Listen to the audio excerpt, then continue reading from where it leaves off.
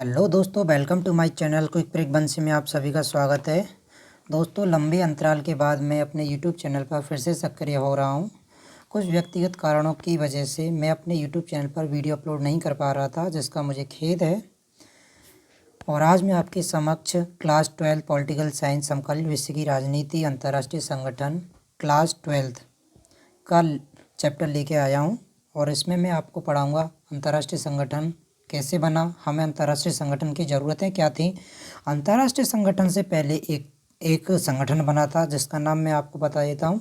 10 जनवरी 1920 को यह संगठन बना था। कौन सा? League of nation. क्या बना था? League of nation. ये यानी अंतर्राष्ट्रीय संगठन पहला बना था। ठीक, यानी फिर इसका ही एक रूप यानी 26 अक्टूबर 1945 को बना था, वो था यानी संयुक्त राष्ट्र संघ, जिसके बारे में हम इसमें पढ़ेंगे।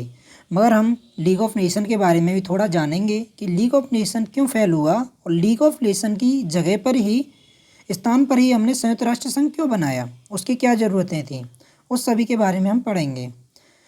और ये वीडियो का प्रथम भाग है। इसमें केवल परिचय बताया गया है कि हमें अंतर्राष्ट्रीय संगठन की क्या ज़रूरत है और हमें इसकी आवश्यकता क्यों पड़ती है।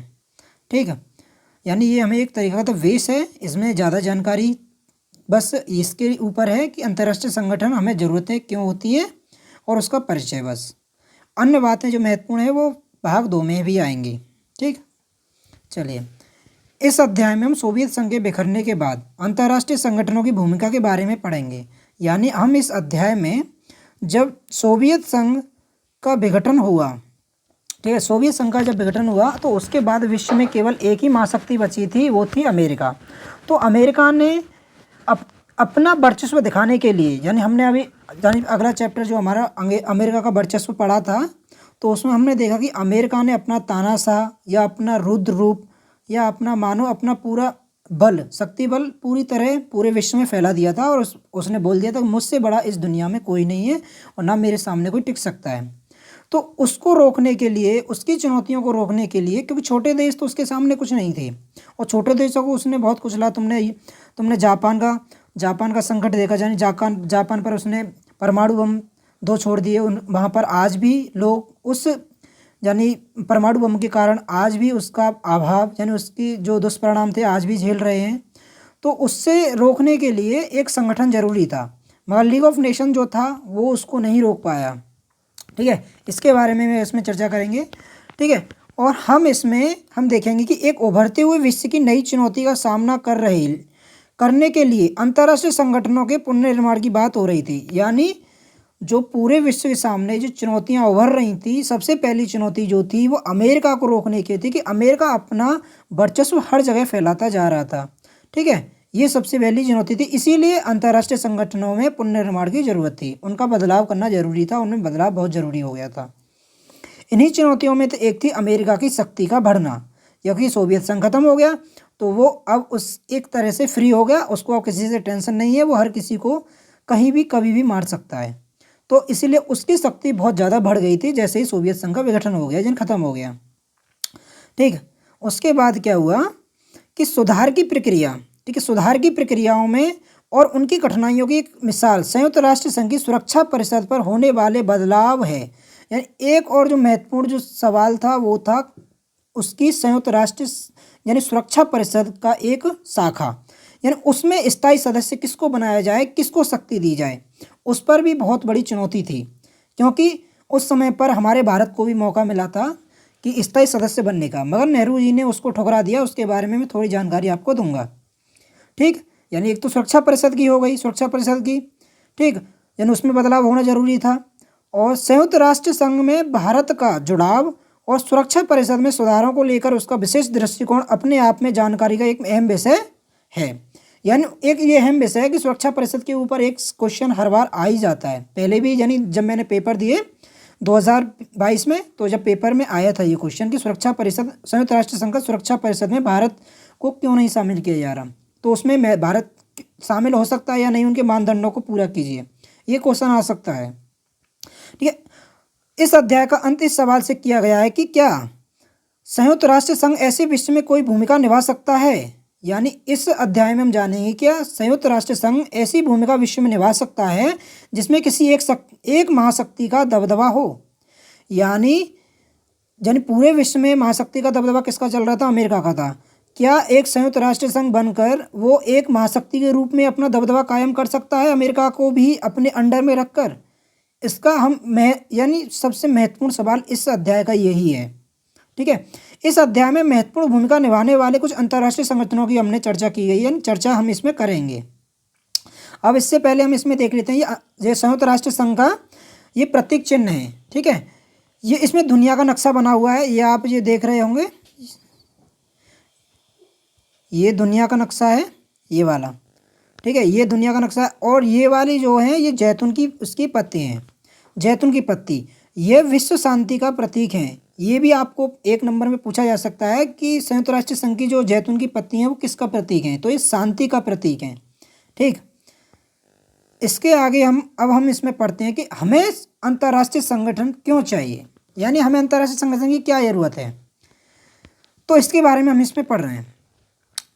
तो एक ये मैडम जी हैं, इनकी बात हम सुनते हैं, ये क्या बोल रही हैं। यही बात तो है, वे संसद के बारे में कहते हैं, क्या हमें बत कही कि ऐसी चौपाली वास्तव में चाहिए? यानी ये मैडम जी का सवाल है कि जो संसद में हमें जो बातें होती हैं, यानी संसद में जो लोकसभा में और संसद में, उसमें महत्वपूर्ण संसद का एक रोल होता है, जो उसकी बेतुकी बातें होती हैं, क्या वो चौपाली वास्तव में चाहिए, यानी ऐसा वास्तव में होना चाहिए? तो इसका जवाब हमें इसमें मिलेगा। ठीक, हमें अंतर्राष्ट्रीय संगठन क्यों चाहिए। एक और इस तरह कार्टून और टिप्पणियाँ एक दूसरे को अहम बातें हमें बताते हैं कि संयुक्त राष्ट्र संघ को आज दुनिया का सबसे महत्वपूर्ण संगठन माना जाता है। यानी दुनिया का सबसे महत्वपूर्ण संगठन जो माना जाता है वो अंतर्राष्ट्रीय संगठन को ही माना जाता है। ठीक है, जिसे अमूना हम UN कहे जाने वाले संगठन विश्व भर के बहुत से लोग एक अनिवार्य संगठन मानते हैं, यानी अनिवार्य संगठन है, ये ख़त्म नहीं होगा। ठीक है, यह संगठन उनकी नज़र में शांति और प्रगति के प्रति मानवता की आशा का प्रतीक है। यानी ये जो संगठन है शांति और प्रगति, यानी उन्नति, विकासशील विकास कैसे हो, उसका एक प्रतीक, मानवता की आशा का एक प्रतीक है। हमें संयुक्त राष्ट्र संघ जैसे संगठनों की क्यों ज़रूरत है। अब हमें ये क्वेश्चन एक आता है इसमें कि हमें संयुक्त राष्ट्र संघ जैसी संगठनों की ज़रूरत क्यों है, क्या उनका बनना महत्वपूर्ण है और उनके बनने से क्या विश्व में असर पड़ेगा। इसके बारे में एक महान विद्वान जो संयुक्त राष्ट्र संघ के सचिव रहे हैं, दूसरे महासचिव, वो कहते हैं कि संयुक्त राष्ट्र संघ का गठन मानवता को स्वर्ग पहुंचाने के लिए नहीं बल्कि उसे नर्क से पहुंचाने के लिए हुआ है। यानी हम पूजा पाठ करते हैं तो स्वर्ग में जाने के लिए करते हैं, मगर ये इसका उल्टा बोला है।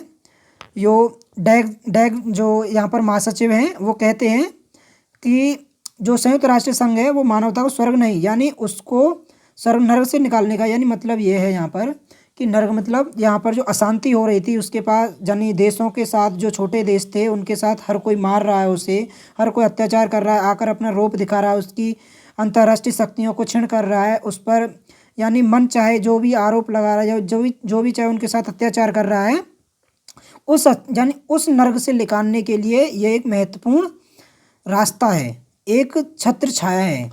इसीलिए ये अंतर्राष्ट्रीय संगठन महत्वपूर्ण है, यानी नर्क से निकालने, यानी अशांति जो हो रही है, उनके साथ जो दुर्व्यवहार हो रहा है, जो अत्याचार हो रहे हैं, उनसे निकालने के लिए संगठन बहुत महत्वपूर्ण है।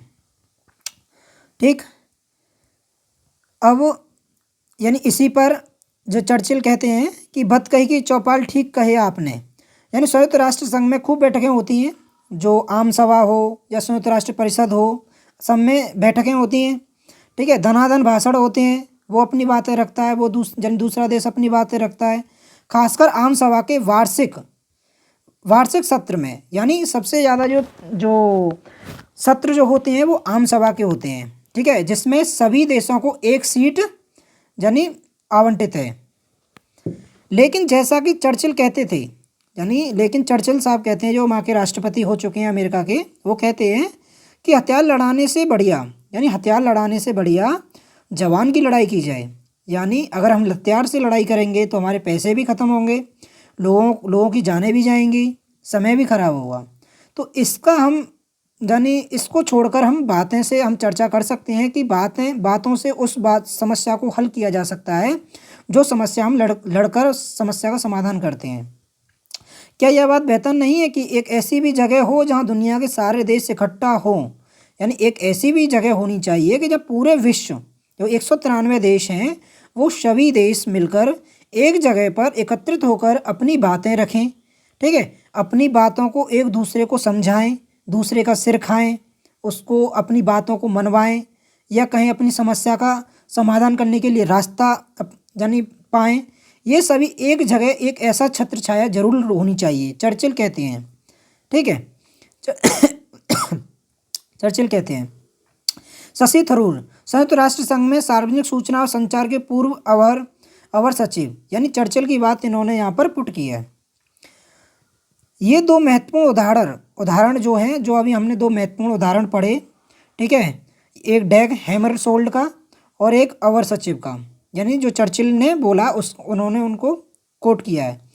तो हमने दो बातें पढ़ी। एक तो हमें कहता है कि संयुक्त राष्ट्र संघ जो है वो मानवता को स्वर्ग से नहीं बल्कि नर्क से बचाने के लिए बना है, और दूसरा यह है कि हमें एक ऐसा स्थान चाहिए या एक ऐसी छत्र छाया चाहिए जहाँ पर हम यानी पूरे विश्व के जो देश हैं 193 देश हैं वो अपनी समस्या उस जगह रख सकें, अपनी बातों को वहाँ पर मनवा सकें, जो भी उनको समस्या आ रही है, एक ऐसा स्थान होना चाहिए। ये दो उदाहरण महत्वपूर्ण हैं, इस बात की ओर इशारा करते हैं। अंतर्राष्ट्रीय संगठन हर मर्ज की दवा तो नहीं है, यानी जो अंतर्राष्ट्रीय संगठन है ऐसा नहीं कि हर मर्ज की दवा कर दे, यानी हर बात आपकी मान ले, ऐसा भी नहीं है। क्योंकि संयुक्त राष्ट्र संघ की जो सुरक्षा परिषद में स्थायी सदस्य जो भी आज भी बने हुए हैं वो अपना फैसला अपने हित के लिए ज़्यादा करते हैं, और उसमें आपने देखा भी होगा कि अमेरिका जो है, अमेरिका चीन जो संयुक्त राष्ट्र संघ के स्थायी सदस्य हैं वो अक्सर जो कश्मीर वाला मुद्दा है उस पर यानी टिप्पणी जो अपना फैसला देते हैं वो पाकिस्तान की तरफ देते हैं, और हमारा जो एक सहयोगी देश है वो है रूस, वो उसको यानी सहमति नहीं देता, जिस वजह से वो प्रस्ताव पारित नहीं होता है। यानी आपको पता है कि सुरक्षा यानी जो संयुक्त राष्ट्र संघ की जो सुरक्षा परिषद है अगर उसमें 5 देश हैं, अगर 5 देशों ने अपनी सहमति किसी बात पर दर्ज नहीं की तो वो प्रस्ताव पारित नहीं होगा। अगर रूस अगर संयुक्त राष्ट्र परिषद में स्थायी सदस्य नहीं होता तो आज हमारे हाथ से यानी जो जम्मू कश्मीर निकल चुका होता, ठीक है। और ये बात मैंने आपको इसमें नहीं दी है, ये बता रहा हूँ अपनी थोड़ी आपको यानी कि एक आपको यानी एक अच्छा पॉइंट मिले लिखने के लिए, ठीक है। अंतर्राष्ट्रीय संगठन युद्ध और शांति के मामले में मदद करते हैं। जो अंतर्राष्ट्रीय संगठन जो हैं जो युद्ध और शांति के मामले में बहुत मदद करते हैं, और आज भी आप देख रहे होंगे कि नाटो पूरा जो यूक्रेन का साथ दे रहा है। मैं वर्तमान से आपको जोड़ के चल रहा हूँ, ठीक है। अंतर्राष्ट्रीय संगठन जो है युद्ध और शांति में भी बहुत बड़ा योगदान देते हैं, ठीक। वे देशों की सहायता करते हैं ताकि हम सब की बेहतर जीवन स्थितियां कायम हों। वो यानी ऐसा नहीं कि एक छोटा देश पर बड़ा देश हमला करते ही जा रहा है और छोटा देश पूरी तरह से ख़त्म हो जाए, उसका कोई साथ देने वाला ना हो। जब उस समय पर साथ देता है अंतर्राष्ट्रीय संगठन, ठीक। देशों के बीच मनमुटाव और झगड़े होते हैं, यानी हर देश के पीछे मनमुटाव झगड़े होते रहते हैं, ठीक। लेकिन इसका मतलब ये नहीं कि अपने बैर विरोध के कारण वे एक दूसरे से युद्ध ठान लें। ऐसा नहीं कि अगर क्योंकि विरोध तो हर देश में होता रहता है, हर देश में कोई ना कोई समस्या है जिससे लेकर दूसरा देश उससे विरोध में जुटा रहता है, यानी उससे विरोध होता रहता है। मगर इसका मतलब ये नहीं है कि आप यहाँ पर लड़ने लग जाओ, तो उसी के यहाँ पर समस्या का समाधान करने के लिए यहाँ पर आप जा सकते हो, ठीक है। इसी जगह वे विभेद के मामले बातचीत कर सकते हैं, यानी हम इस समस्या का समाधान करने के लिए यहाँ पर अपना बातें प्रस्तुत कर सकते हैं और उसका समाधान पा सकते हैं, और उसका शांतिपूर्ण समाधान ढूंढ सकते हैं। यानी हम लड़ाई झगड़े को छोड़कर एक शांतिपूर्ण समाधान हम ढूंढ सकते हैं। वस्तुतः अधिकांश झगड़े और विभेदों का समाधान बिना युद्ध के ही किया जाता है, लेकिन यह एक ऐसा तत्व है जिस पर कम ध्यान जाता है।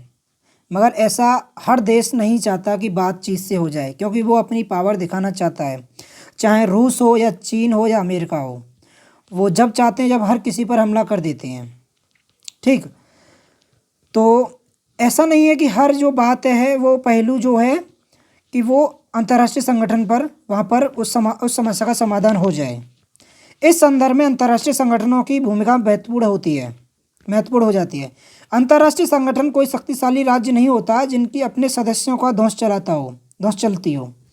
यानी एक जो शक्तिशाली राज्य नहीं है ये, जैसे आप कहीं देश समझ रहे हो या राज्य समझ रहे हो, ये एक संस्था है जिसके माध्यम से पूरा देश एक छत्र छाया के नीचे बना हुआ है। ठीक है, और यह उनके मामले के लिए जवाबदेही होता है। ठीक है, क्या हो रहा है पूरे देश में, जैसे कि मानवता को लेकर हो, यानी भुखमरी को लेकर हो, अन्य सभी बातों को लेकर, जैसे कि अगर हमारा देश हमारा जो मानवता के जो हमें अधिकार हैं उनको अगर नहीं पूरा कर रहा है, यानी हम पर उनका दुरुपयोग कर रहा है, तो हम अंतर्राष्ट्रीय संगठन पर, वहाँ पर अंतर्राष्ट्रीय संस्था जो है वहाँ पर हम अपनी अपील रख सकते हैं। ठीक, जब राज्यों में इस बात पर सहमति होती है, कोई अंतर्राष्ट्रीय संगठन बनना चाहे, तभी ऐसे संगठन कायम होते हैं। एक बार इनका निर्माण हो जाए तो ये समस्या और शांतिपूर्ण समाधान में सदस्यों के देशों की मदद करते हैं। जब किसी बात पर सहमति हो जाए, यानी अगर कोई देश में मनमुटाव चल रहा है और अंतर्राष्ट्रीय स्तर पर उसका समाधान हो जाए, तो शांतिपूर्ण समाधान सदस्य देशों की मदद करते हैं, और जो भी भरपाई जो भी करनी चाहिए वहाँ पर, यानी जिसको भी समस्या का जो जन घाटा गया हुआ है, जो वो उसकी भरपाई करते हैं अंतर्राष्ट्रीय संगठन के द्वारा। अंतर्राष्ट्रीय संगठन एक और तरीके से मददगार होते हैं। यानी एक तो हमने पहली मददगार यानी जो जाना कि अंतर्राष्ट्रीय संगठन जो है, जो मनमुटाव जो होते हैं, जो लड़ाई झगड़े होते हैं, उनको छोड़कर बातचीत से समाधान कैसे किया जाए, एक राष्ट्रीय स्तर पर यानी एक छतरी के नीचे आकर कैसे उसका समाधान किया, ये एक तो ये बात हो गई। दूसरी बात है, इस बात में मददगार होता है कि राष्ट्रों के समान अक्सर कुछ काम ऐसे आ जाते हैं जिन्हें साथ मिलकर ही करना होता है। यानी कुछ ऐसे भी काम हैं पूरे विश्व में कि जैसे एक देश मिलकर नहीं कर सकता है। अगर हम ग्लोबल वैश्वीकरण को ले लें, वैश्वीकरण की हम समस्या को ले लें, हम या वन्य समस्या ले लें, या ताप वृद्धि को ले लें, या अन्य समस्याओं को ले लें, तो एक देश मिलकर नहीं कर सकता है ना। एक देश अकेला अगर ताप वृद्धि की, जिसके कारण यानी ताप वृद्धि नहीं हो रही है, हर देश की यहाँ फैक्ट्री लगी हुई है, हर देश में, यानी जो प्रथम दुनिया है, जो पश्चिमी दुनिया है, वहाँ पर सबसे ज़्यादा जो फैक्ट्री लगी हुई है, जिसका कारण आज हम ताप वृद्धि देख सकते हैं। अगर ताप वृद्धि को नहीं रोका गया तो आने वाले समय में जो समुद्री तट पर देश हैं वो बिल्कुल यानी ख़त्म हो जाएंगे, नाम निशान मिट जाएगा। तो उसको एक देश मिलकर नहीं कर सकता है ना। तो इसलिए अंतर्राष्ट्रीय स्तर पर उसकी ज़रूरत है। उसका समाधान करने के लिए हम एकत्रित होकर, यानी सभी देश मिलकर ही उस समस्या का समाधान कर सकते हैं। ठीक, इसका निपटारा कर सकते हैं। अगर कोई महामारी आती है तो उसको हम एक साथ नहीं कर सकते। जैसे कोविड-19 की महामारी आई, क्या कोई देश ऐसा रहा कि हम किसी को यानी कोई हम उसको यानी वैक्सीन नहीं देंगे? भारत ने सभी को वैक्सीन दी। ऐसा नहीं करा उसने कि नहीं आपके देश आप अपना संभालो, हमें कोई मतलब नहीं है। ऐसा नहीं होता। यानी अंतर्राष्ट्रीय स्तर पर ऐसा होता है कि अगर विश्व महामारी आती है तो अन्य जो देश हैं, यानी उसके जो सहयोगी देश हैं, वो उसकी समस्या का समाधान यानी सहयोग करते हैं। समस्या को जल्द से जल्द निपटारा कैसे हो सके उसके लिए एकत्रित होकर मीटिंग करते हैं। और जो हमारा जो WHO है उसने पूरी इसमें जी जान लगाई और सभी देशों को एकत्रित यानी एक साथ लेकर कोविड-19 से लड़ाई लड़ी। ठीक है, तो इसमें हम एक सूत्र में बांधने पर भी बात हम कर सकते हैं कि जो अंतर्राष्ट्रीय संगठन है पूरे विश्व के देशों को एक सूत्र में बांधने का काम करता है। ठीक, एक सूत्र में बांधने का काम करता है कौन? अंतर्राष्ट्रीय संगठन। जब विश्व हर देश में अपनी आबादी के टीके लगाने में सहयोग करे, यानी अगर कोई बीमारी हो गई है तो अंतर्राष्ट्रीय संगठन सहयोग करता है कि हर जगह टीके लग जाएं, और उसमें सहयोग पूरे विश्व के देश करते हैं। हम ग्लोबल वार्मिंग यानी विश्व ताप वृद्धि के बारे में बात कर चुके हैं। अगर विश्व ताप वृद्धि नहीं रुकी तो आने वाले समय में क्या खतरा हो सकता है। ठीक है, और उसके प्रभावों का उदाहरण ले सकते हैं। वातावरण में ग्रीन हाउस गैसों के बढ़ने से तापमान बढ़ रहा है, यानी ग्रीन हाउस बढ़ने से बहुत ज़्यादा तापमान बढ़ रहा है। आप देख सकते हैं कि आज के टाइम पर, सर्दियों के टाइम पर भी इतनी गर्मी पड़ती है, यानी गैर मौसम, यानी कब बारिश हो जाए, कब क्या हो जाए, मौसम कब बदल जाए उसका कोई पता नहीं चलता। यानी बेमौसम बारिश हो जाती है, उसका कोई पता नहीं चलता। ताप वृद्धि इतनी हो गई है कि बहुत ज़्यादा, जिस वजह से जो समुद्र का जो जो किनारे पर जो देश बसे हुए हैं, अगर ये तापवृद्धि नहीं रुकी तो समुद्र का पानी उनको तबाह यानी उनको अपने आप में शामिल कर लेगा, यानी वो ख़त्म ही हो जाएंगे देश। ठीक। और वातावरण में ग्रीन हाउस मैंने आपको बता दिया, इससे समुद्र तल की ऊंचाई बढ़ने का खतरा है, यानी मैंने इसी का आपको उदाहरण दिया कि समुद्र तल की ऊंचाई बढ़ जाएगी अगर ताप वृद्धि हुई तो। और तटीय इलाके पर जो देश हैं, जो बड़े बड़े शहर हैं, वो इसमें समाहित हो जाएंगे, यानी उनका नाम निशान खो जाएगा कि यहाँ पर कोई देश था, अगर हमने ग्लोबल वार्मिंग नहीं रोकी तो, ताप वृद्धि नहीं रोकी तो। और ताप वृद्धि में सबसे ज़्यादा जो बढ़ोतरी करता है वो पश्चिमी देश करते हैं, जो नाटो वाले जो देश हैं, यूरोपीय वाले जो देश हैं। हमारे जो देश जो विकासशील देश हैं उनमें ताप वृद्धि ना के मात्र है, तब भी चीन और भारत में थोड़ी ताप वृद्धि ज़्यादा है, अन्य देश में कम है। मगर सबसे ज़्यादा जो ताप वृद्धि जो कर चुके हैं और कर रहे हैं वो पश्चिमी देश हैं। तो इसलिए इसका समाधान ऐसे नहीं कि यानी पश्चिम जो दक्षिणी देश वाले करेंगे, ऐसा नहीं है।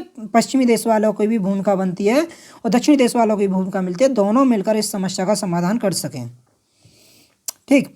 अगर ऐसा हुआ तो विश्व में समुद्र तट के इलाके में जो मैंने आपको बताया कि सभी शहर समाहित हो जाएंगे और डूब जाएंगे। हर देश में अपने अपने तरीके से ग्लोबल वार्मिंग के दुष्प्रभावों का समाधान ढूंढा जा सकता है, यानी हर देश ढूंढ भी रहा है और ढूंढा जा सकता है। ठीक है। तब भी अतः सबसे प्रभावी समाधान तो यही है कि वैश्विक ताप वृद्धि को रोका जाए, और इसके लिए विश्व के बड़े बड़े औद्योगिक देशों का सहयोग करना बहुत ज़रूरी है। यानी सबसे बड़े औद्योगिक देश कौन से हैं? वो हैं चीन, अमेरिका, ठीक है, ब्राज़ील, फ्रांस, इटली, ये सभी देश जो हैं बहुत बड़े औद्योगिक देश हैं।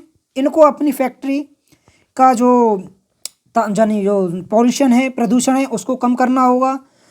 यानी एक समाधान ढूंढना पड़ेगा कि जिससे ताप वृद्धि कम से कम हो, और ताप वृद्धि कम से कम होगी तो ग्लोबल वार्मिंग घटेगी। ग्रीन हाउस जो बढ़ रही है उसका, यानी जो ग्रीन हाउस जो बढ़ रही है उसका कम होगी।